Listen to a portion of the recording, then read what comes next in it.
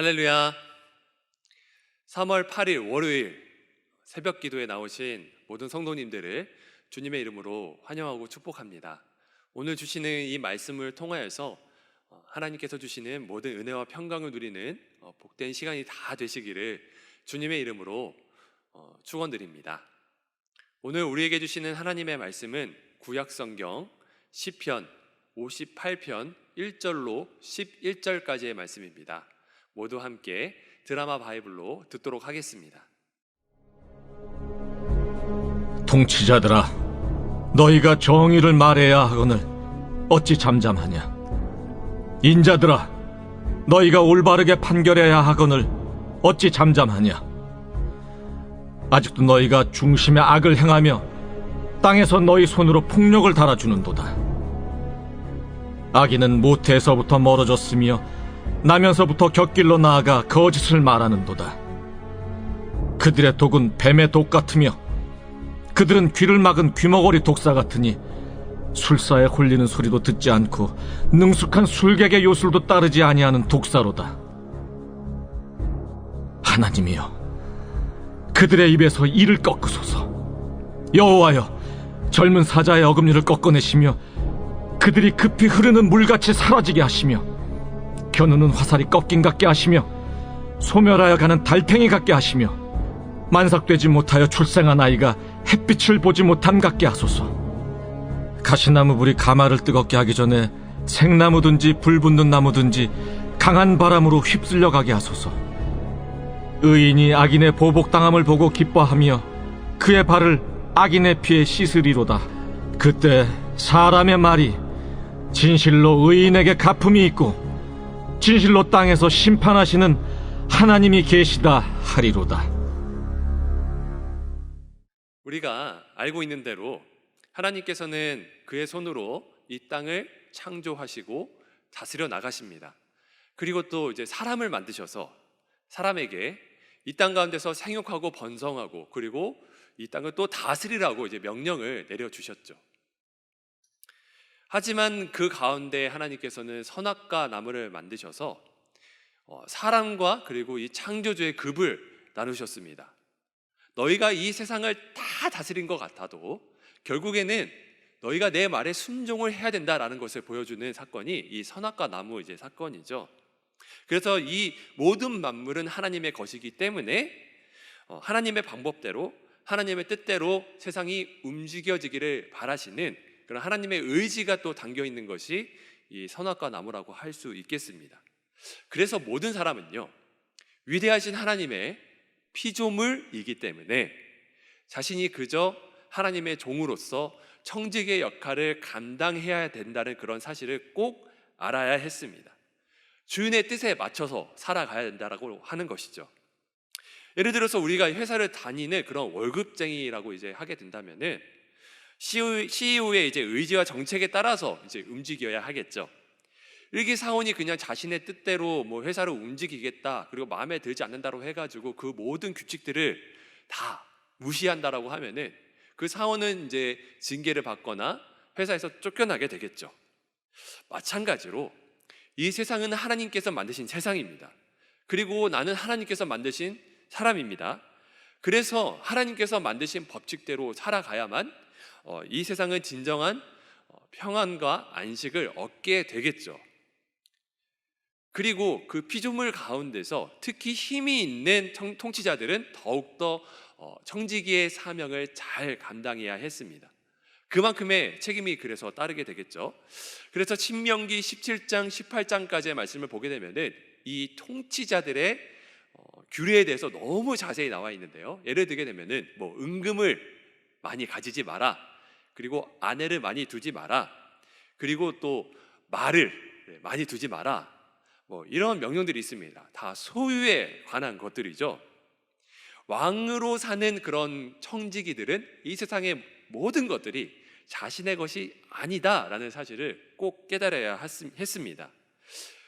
하나님의 것들을 자신의 이제 소유로 삼는 순간 하나님께서 세우신 모든 이제 법칙들이 뒤틀리고 깨지게 되는 것을 이제 보게 되는데요. 병마를 많이 두려면 어떻게 해야 되죠? 전쟁을 해가지고 그 병마를 뺏어 오거나 아니면 불의한 일을 해서 그 병마를 사와야겠죠. 그리고 아내를 많이 두려면 어떻게 해야 되죠? 누군가의 아내를 뺏어 오거나, 그리고 누군가에게 가야 할 그 여자를 이제 억지로 힘으로 데려와야겠죠. 그래서 이제 소유에 집착하는 이런 악한 통치자들의 이제 주변에는 항상 아픔과 슬픔, 괴로움이 가득하게 됩니다. 아담과 하와 이후 사람들이 이제 모여 살게 되면서 이제 계급 구조가 생겼잖아요. 통치자에 있는 사람들 중에서 이제 악을 행하는 그런 통치자들은 정말 이 모든 사람의 역사 가운데서 항상 있어져 왔습니다. 이런 악의 모양의 색깔을 가진 통치자들의 이제 의식 구조는 자신이 이 세상에서 최고여야 하고, 그리고 자신이 이 세상의 모든 것들을 가지고 다스려야 한다라고 하는 의식들을 가져왔죠. 그래서 우리는 이제 열왕기서의 말씀들을 통해서 이스라엘 왕들 중에서 악한 왕들이 자신의 그 모든 것들을 소유 삼고 하나님의 뜻을 따르지 않았을 때에, 그리고 청지기임을 잊고 살아갔을 때에 그곳에 사는 모든 백성들과 그리고 주변에 있는 나라들이 고통을 받았다라는 사실을 또 알 수가 있습니다. 그와 마찬가지로요, 우리가 사는 세상도 똑같죠. 정치 제도와 그리고 그 조직의 부패는 정말 끝이 없습니다. 법을 통해서 아무리 이제 걸러낼수록 계속 나오게 되는 것을 보게 되죠. 뉴스에 정말 요즘도 많은 사건들이 나오지 않습니까? 그래서 하나님께서는 오늘의 말씀을 통해서 이 과거에 있었던 이 통치자들의 악의 행적들을 통하여서 이 시대를 살아가고 있는 통치자들에게 따끔하게 또 경고하고 계십니다. 자, 1절부터 2절까지의 말씀을 보면요, 통치자들아 너희가 정의를 말해야 하거늘 어찌 잠잠하냐? 인자들아 너희가 올바르게 판결해야 하거늘 어찌 잠잠하냐? 아직도 너희가 중심에 악을 행하며 땅에서 너희 손으로 폭력을 달아주는도다. 1절부터 2절까지의 말씀에 나온 통치자들의 잘못이 무엇일까요? 정의를 말해야 되는데, 그리고 오히려 정의로 모든 일들을 판결을 해야 되는데 오히려 입을 닫는 거죠. 그 이유를 보니까 2절에 나와 있는데요, 중심에 악을 행하고 있기 때문이다 라고 이야기를 하고 있습니다. 마음이 어느 한 구석 하나도 이제 선이 없고 악으로만 가득 차 있는 거죠. 여러분, 이제 사람이 그 마음 가운데 선악이 함께 있으면은 그 마음 가운데 이제 갈등이라도 이제 하잖아요. 내가 이렇게 하는 게 맞나? 그리고 또 저렇게 하는 게 맞나? 이제 고민하고 또 이제 잘못을 저질러도 양심의 가책이 있기 때문에 또 괴로워 이제 하게 되는 게 일반적인 사람의 특징입니다. 그런데 이 성경에 나온, 오늘 말씀에 나온 악한 통치자들은요, 그런 선이 하나도 없는 상태예요. 그 마음 가운데 악이 가득 차기 때문에 뭐 정의, 뭐 사랑, 공평에 대해서 다 침묵을 하고 있는 겁니다. 모든 결정을 내리는 이 마음이 악으로 가득 차 있으니까 행동하는 그 모든 이제 결과들이 어떻게 되었을까요? 사회에서 정해놓은 모든 규칙들, 법들, 그리고 또 하나님에 대해서 아예 인식도 하지 않고 하나님께서 정해주신 그 길을 아예 따라가지 않는 거죠. 그래서 2절 말씀에 또 보니까 이 악한 통치자들의 특징을 또 보면은 거짓말을 많이 한다라고 해요. 거짓말을 하면서 하나님께서 정해주신, 그리고 사회에 정해놓은 어떤 그런 법을 따르는 것이 아니라 거짓말로 다 그 모든 길들을 뒤틀리게 해놓고 자신이 이제 법이 되어서 이제 이 땅을 통치하려 든다라고 이제 하는 것이죠. 예를 들어서 이제 여러분, 우리나라 역사에 보게 되면은 일제 강점기 시대에 일본이 우리나라의 한 짓을 보게 되면은 이제 알 수가 있잖아요. 우리나라의 통치를 정당화하려고 우리의 역사를 다 고치고 그리고 거짓으로 바꾸어 놓고, 그리고 또 주변 나라를 쳐들어갈 때도 뭐 선전포고를 하지 않고 뭐 평화를 위장하는 척하면서 이제 쳐들어가거나 그런 일들을 했잖아요. 그래서 이제 악한 통치자들의 어떤 그런 특징을 보게 되면 항상 거짓이 난무한다라는 사실을 우리가 또 알 수가 있습니다. 그리고 3절부터 5절까지의 말씀을 보면은 악한 통치자의 이제 특징이 또 있는데요, 귀를 그냥 닫아버립니다.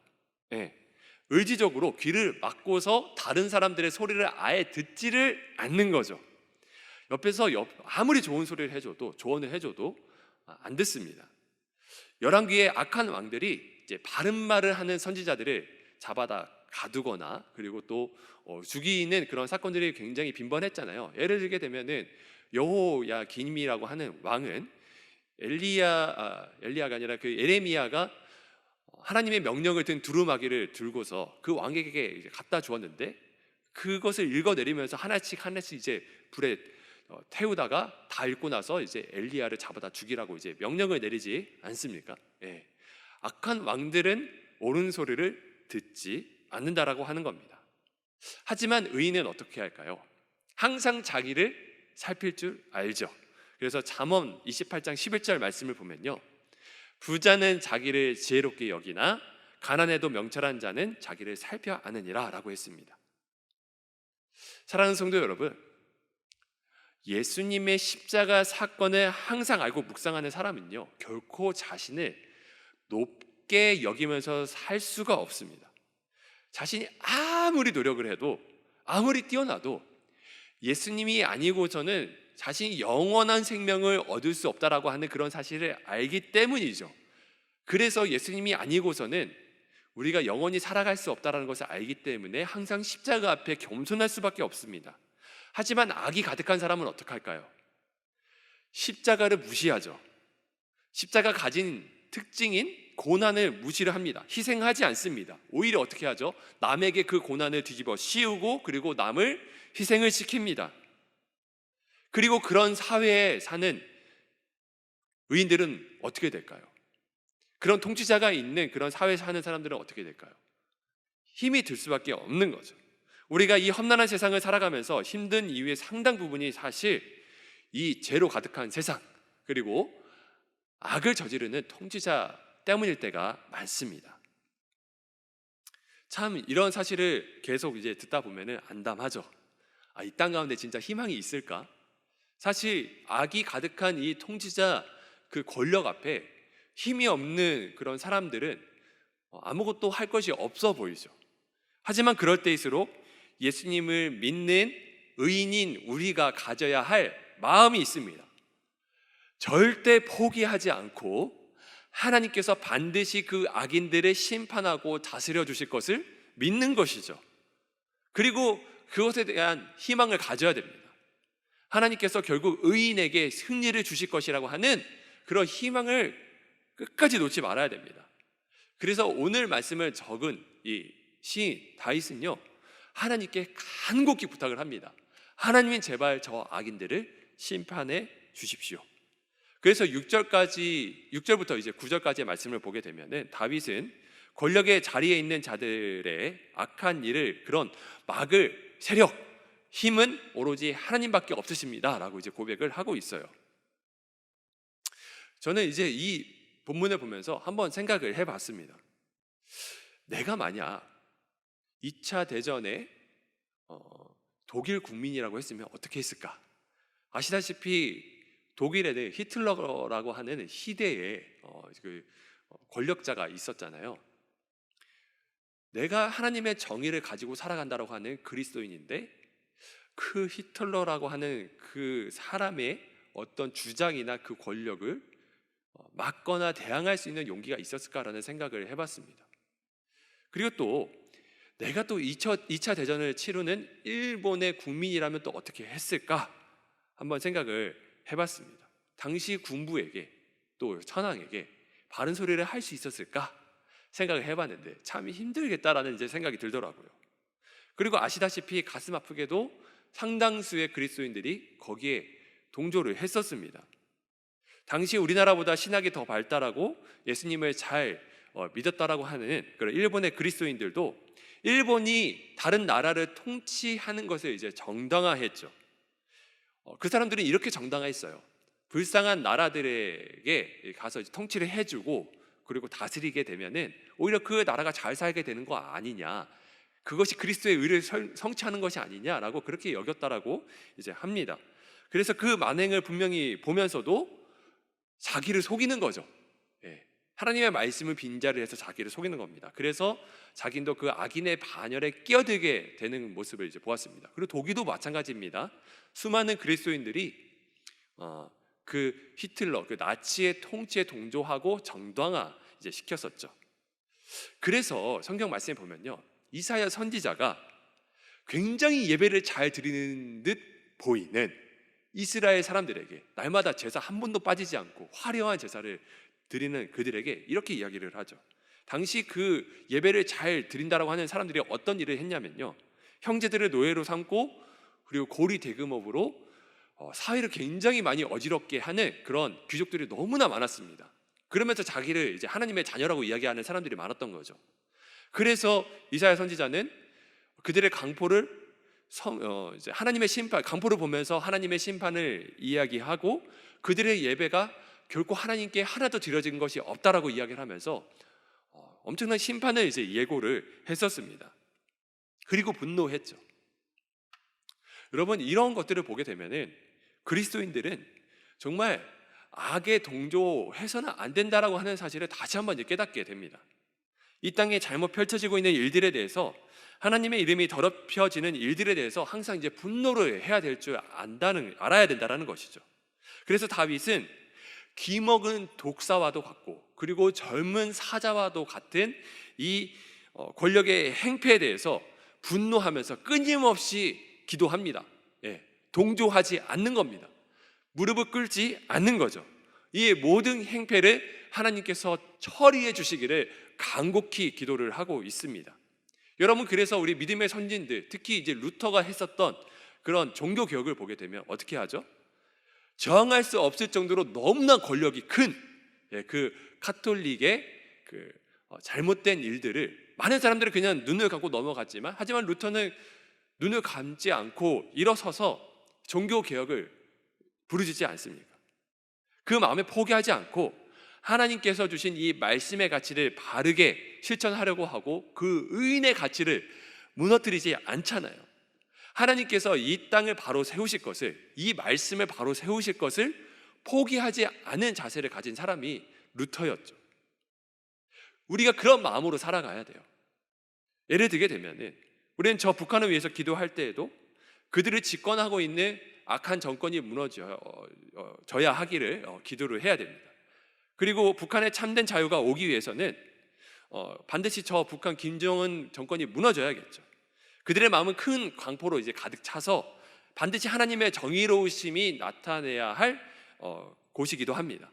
여러분, 그리고 또 뉴스를 보시면은 미얀마 그리고 홍콩에서 벌어지고 있는 민주화 항쟁이 계속 이제 벌어지고 있잖아요. 그래서 우리나라뿐만 아니라 또 북한 그리고 전 세계 열방 가운데 행해지고 있는 이 잘못된 이 강포에 대해서도 항상 정의감을 품고서 기도를 해야 됩니다. 그리고 또한 이제 중요한 사실이 하나가 있는데요. 그게 뭐냐면요, 그들이 무너지고 그리고 하나님의 의가 세워지는 것도 중요하지만 또 그들이 예수님의 이름으로 바로 서게 되기를 함께 또 기도를 해야 된다라고 하는 거예요. 제가 이제 북한 한 선교단체에 있었을 때 거기에 계신 수장 목사님, 이상 목사님이 이렇게 말씀하셨습니다. 선교 컨퍼런스였는데요. 당시에는 이제 북한에 있는 정권이 김정일 정권이었습니다. 그래서 그 정권이 무너지기를 항상 기도를 했었고 또 이삭 선교사님께서 그렇게 또 말씀을 항상 하셨었어요. 그런데 어느 날 이렇게 또 말씀을 하시는 겁니다. 북한 정권이 무너지기 위해서 기도하는 것도 맞지만 우리는 동시에 기도해야 할 것이 있다. 그것이 무엇이냐? 김정일의 구원을 위해서도 기도를 해야 된다라고 이야기를 하시더라고요. 그때 많은 충격을 받았습니다. 단순히 그냥 악은 무너져야 되고 그리고 그곳에 있는 북한 사람들만 불쌍하게 생각을 했었는데 오히려 그 사람을 이제 구원의 대상으로 바라봐야 된다고 하는 그 말씀이 저를 이제 굉장히 찔리게 했고 도전을 시켰던 것 같습니다. 그러면서 또 이런 이야기를 하셨어요. 그것이 사탄에게 복수하는 가장 큰 정의로운 방법이다라고 이야기를 하셨습니다. 그래서 악인들이 무너진 자리에 하나님의 나라를 다시 세우는 것, 그것이 중요하다라고 하는 것인데요. 그것이 바로 예수님께서 이 땅 가운데 하신 일들이었죠. 예수님께서 가는 곳마다 귀신들은 쫓겨갔고, 바리새인과 같은 악독한 지도자들은 예수님의 말씀으로 그 모든 죄악들이 드러나게 됐죠. 그리고 소외되었던 죄인들은 다시 나음을 입어 하나님을 찬양할 수 있게 되었습니다. 그리고 사도행전을 통해서 그러한 예수님의 행적을 쫓은 제자들을 통해서 복음이 전 세계 열방으로 퍼져나가게 되었다는 것을 우리가 이제 볼 수 있었죠.